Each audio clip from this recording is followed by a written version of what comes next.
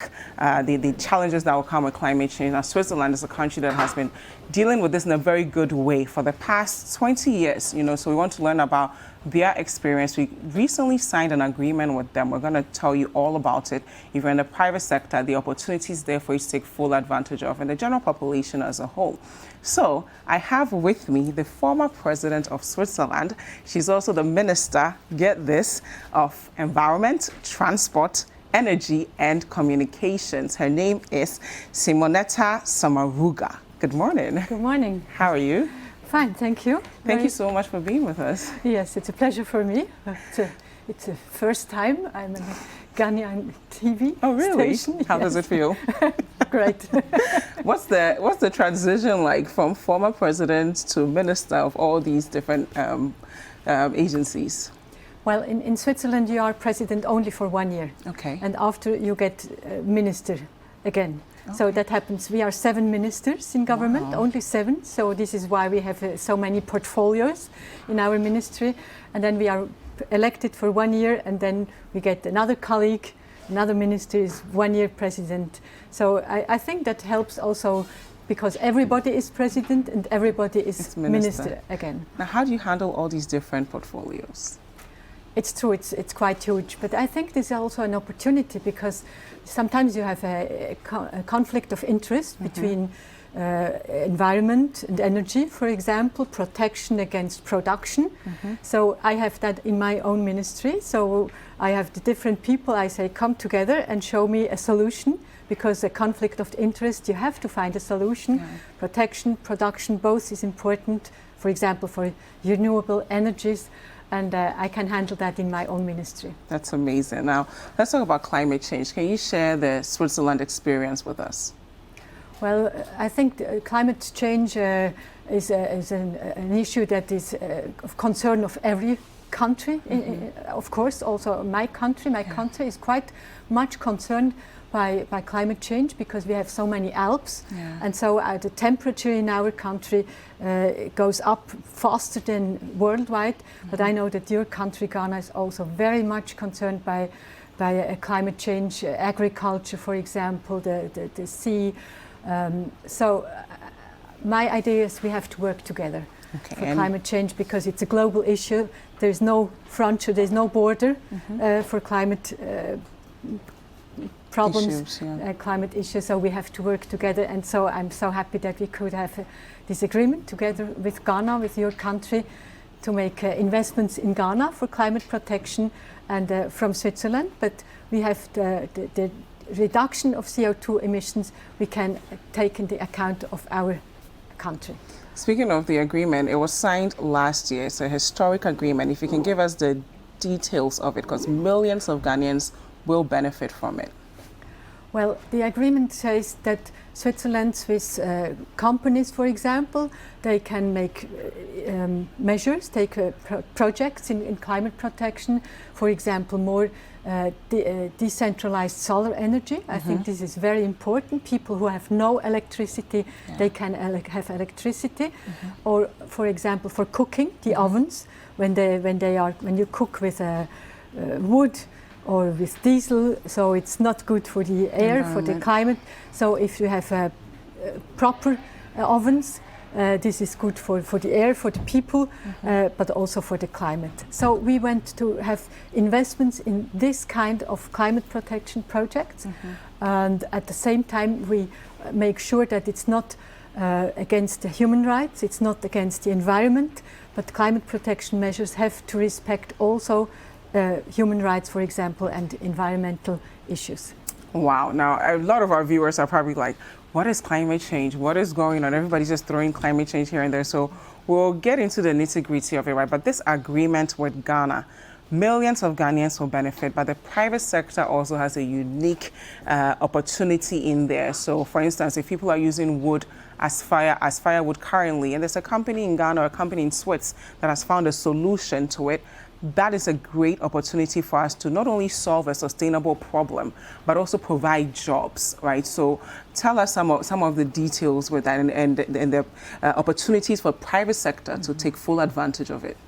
Well, I think the most important thing is that you have a framework, And this is exactly the agreement we have signed together with the government of Ghana, government of Switzerland. So this is the framework. What are the criteria to respect human rights, to respect also environmental issues? And then private companies, they can have projects and they are controlled by an independent party to whether they do fulfill all the criteria, and when they fulfill the criteria, they can make this kind of projects. Wow. So really private sector can be very much involved, and I think, for example, also to have renewable energies, it's good to have private companies. I have visited in Senegal the biggest wind park of of Western Africa. Wow. And it makes electricity for 2 million households. So I think renewable energy is something we should really push, and we should go forward. And in our agreement, of course, there is foreseen solar energy, that we will also invest more in renewable energies. So when we talk about renewable energy, solar energy, what will be the benefit first to the environment, and then how do we get the general population to also buy into this, that this is something that I must do in my daily activities to get the needed results? Well, first, I think the technology is there. We have seen the wind energy, I've told you, is really not expensive. It costs less than if you produce electricity with diesel, for example. Which is more harmful to the environment. So, yes, so the technology is there. You need the investors who come and make the investments. And then, of course, people, they have the advantage. I mentioned the solar energy, which are also small production. So a household which has its own electricity, it can more develop for agriculture, for example, for small enterprises. The moment they have their own electricity, which is sure and proper. So I think for development, for sustainable development, it's extremely important, all the energy sector, and if you can get there more investments in that sector, I think everybody can profit from that. So in Ghana currently, we have a few challenges that I'm just going to let you know. There's the LPG issue with prices going up, and then there are entrepreneurs who are actually turning something like coconut husk into charcoal, right? So those are the kind of people that you would ordinarily want to collaborate with because they are finding a cleaner solution to this problem. How did the people of Switzerland embrace this new focus on addressing climate change issues, and what can we learn from that experience? Well, I think our country, of course, is a country we have very much innovation. We have companies, small companies also that are very innovative, also big companies. So I think this is very important. But we made the experience in my country, had the referendum a few weeks ago, where people should say yes to an amendment which could lead that the prices for gasoline could be higher. So they rejected this amendment. So I Were you surprised? Well, not really surprised because I could feel that people, well, we had COVID. This is very heavy for your country, for our country. So maybe people were a little bit, they said, no, now it's enough, and not higher prices. I think gasoline is something which is very sensitive, and people do not like. So I think now we have to find other solutions. We have many electric cars now in our country. We have some in Ghana as well. Yes, I will go and see a solar taxi now, just in a few minutes. So electricity is really something, but now we have to have the charging stations.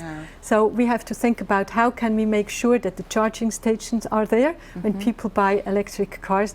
So I think politics is also to think what are the needs of the population in this climate protection and in this transition. What are the needs for more renewable energies? So I think politics has to think together with the private sector. What can we do so that everybody can have a climate-friendly life? We have to give this possibility to the people, but not by punishing them, but giving them the opportunity to have this climate-friendly life, because climate protection, this is not only for us, it's for our future generations, for our children, our grandchildren. So it's really also a responsibility we have to think now for the future of the next generations. Yeah, and when we talk about climate protection, viewers, I want to hear from you. So if you have any questions, please use the hashtag BreakfastDaily and the WhatsApp line 0550 585832 first here from me. Talking all things climate protection. Now, when you look at developed countries, for instance, a lot of people probably stuck in their ways. They're used to doing things in a particular way. But in a developing country, we're now innovating. We're now doing things differently. What is the great opportunity for us to actually get things right from the beginning? Well, I think everybody can learn also from the experiences of others, so do not have to make the same mistakes like the others. So I think this is something which is important. But for me, the cooperation is crucial.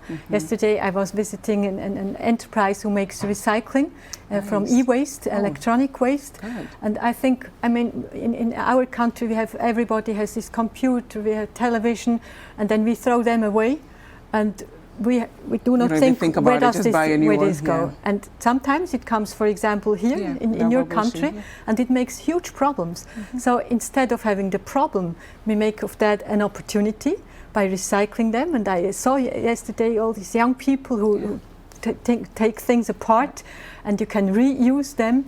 So, and together with Ghana, we have a cooperation that we have a framework that for e-waste we want to have the control.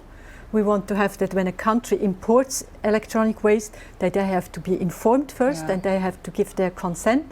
So I think the international cooperation and the international frameworks are extremely important, and this is really my motivation, that coming here, that together we can also have good solutions worldwide. And Ghana is a wonderful country to work together and to give also a pioneer to show other countries how it works when two countries work well together. Speaking of countries working together, my favorite part, you recently launched a Circle Cooperation Program 2021 to 2024 with the aim of contributing to a Ghana that's resilient and economically independent. Can you tell us more about it?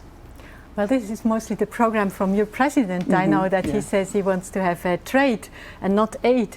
Well, this is moving Ghana beyond aid. Yes. And this SECO program, it really goes in this direction to include more the private sector. But the private sector, to invest, it has to be, the rule of law, stability, also political stability, to have an independent judiciary. These are things that are very important, so that private companies come to a country and make investments. Then the second point, I know that you speak a lot about decentralization in Ghana. Switzerland is an extremely decentralized country with cantons, regions that are very independent. They have their own taxes, they have their own rules. So I think decentralization is something very positive, in the sense that you can find the solutions which are good for the people in this region. And sometimes maybe for the people in this region, not the same solutions are good than in another region. So, and for the cohesion of the country, I think that you have to have the decentralization, but also take care of those who have not the same opportunities. So I think this is in this program, how can you have this kind of decentralization, give more responsibility to the region, but at the same time also responsibility, but also, I mean, they have to get the money for being, managing their own region, and here we are very much involved in that. Wow. Now, what's the role in media in all of this? Because as I'm listening to you, it sounds like not only are we addressing threats to the environment and to the planet Earth, but we're also finding ways to bring economic growth to people in rural areas, solving their problems. What would we need to do as media to really help the Ghanaian population get on this and help us? Well, I don't think I have to tell you what you You're have here. to do, but I can tell you what happens in Switzerland. Yeah, go ahead. For example, because I think this is the same in both our countries. We have regions, we are very far away from the cities. We have some huge cities, not as huge as in Ghana, but we are a small country. But we have different languages, different cultures, different religions. So the media can also play a role in understanding each other. Okay. So when you talk about another region, people maybe they have never been there, what is their concern, what is going on there. So people have the information, they can understand. And I think the cohesion and the inclusion in a country with different languages, different cultures, is important, and media can play a role in that, and also getting people informed what happens. So when they have their own opinion, they can understand, and if they criticize, they have also the media to criticize if things do not go well. So in our country, for example, government is quite often criticized by media, but it's part of the democracy. It's part of their job. It's part of their job. Sometimes we criticize also the media. They don't like that so much, but same thing. Well, we like it. Same in your country. No, but I would want to bring you back because you are coming from, you're a pianist. Yes. An arts background. And in Ghana, there's this notion that if somebody starts out in an arts background, they don't necessarily, make a good transition in the public sector. How has that been for you, on a lighter note? Well, I was a pianist. This was important for me, but I was always very interested in politics, in the sense I was working in a house where women can come when they are victim of domestic violence. Wow. And so I had always this musician heart, but also the political heart. And then for some times I was working for the protection of consumer protection, which is also something very important. And then I went into politics and I said, okay, I want to be there where the rules are done. It's important that you're at the table. But I still play the piano, but not in concert, but just for me. We'll bring you back for the personality segment to learn all about your life and your journey. Okay. I hope you make time for us. Thank you so much for being with us. I hope I get the name right. Simonetta Sommaruga. Perfect. Thank you. Thank you. She's the former president of Switzerland, and she's the current minister for the Environment, Transport, Energy and Communications. They're doing a lot of things in the country. And I would encourage everyone, especially entrepreneurs out there, to learn about the programs, the agreements we've signed with them, so we take full advantage of them. It's really important that we begin to protect the climate as we think of the different innovations that we're bringing up to drive Ghana's economic development.